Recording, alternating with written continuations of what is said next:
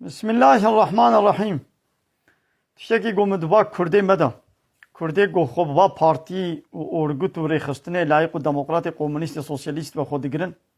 Tiştekî got min ji wa ûl û balan bi kişaniye min fehm kiriye ev e. Ti carî nabe xuda ji te razî bê. Rehma Xwedê li dê bavê te. Yani wilo gotinên İslamî ji wa peyda nabin. Ser zimanê wa peyda nabin.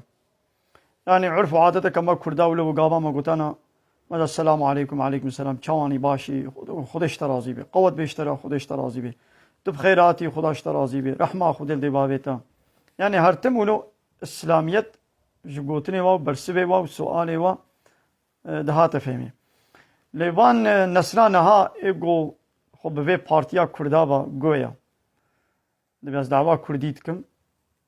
Nesla nû bi taybetî jî û hineke vayê kevin got tam wilo mîjiyê wa bo weka vê partiya layık û demokrat ev jî ti carî nabe Xweda ji te razî bê û nabe rehma Xwedê li dê bavê te û selamu aleyküm eva şiar û sembolê İslamî ji wa peyda nabin.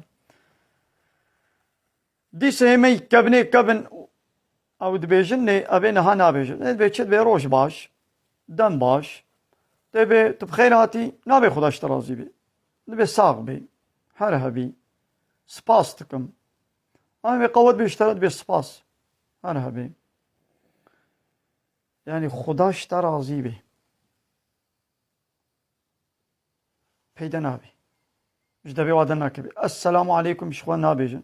Dem baş, roj baş. Nega min divê yani roj baş nebêje. Wê jî bêje. Bê spas jî dikim. Her hebî. Veya jî bêje.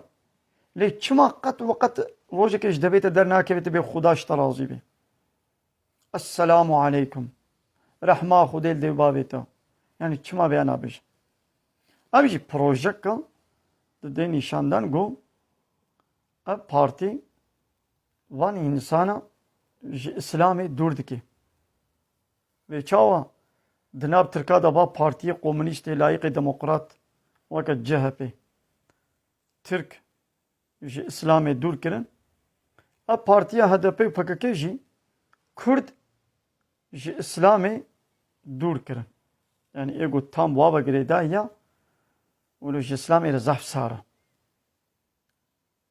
Egleb jî neslan e. Ya hatta ti dava Kurdîtiyê bikî gerekê let layıklıqê û demokrasî komünîzmî û sosyalîzmî benî. Yani ti bî milletî ti ji İslamê dûr bike. Yani çi cevabê dike?